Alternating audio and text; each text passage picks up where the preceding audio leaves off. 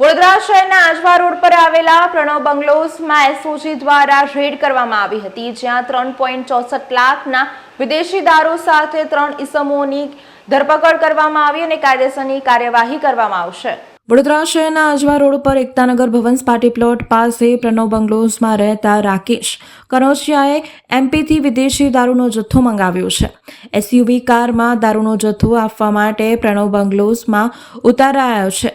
ત્યારબાદ દારૂ શહેરના સપ્લાય કરવાનો હોવાની બાતમીના આધારે એસઓજીની ટીમે રેડ કરી હતી, ત્યારે 3.64 લાખના દારૂ, કાર, મોપેડ, 3 મોબાઈલ ફોન, રોકડ રકમ મળી 14.71 લાખના મુદ્દામાલ સાથે બુટલેગર રાકેશ કનોજિયા, જેતુસિંહ ધનસિંહ દાવર અને સુરેશ વેસ્તા દાવર બંને રહે મધ્યપ્રદેશને ઝડપી પાડીને બાપુત પોલીસ સ્ટેશનમાં સુપરત કરાયા છે।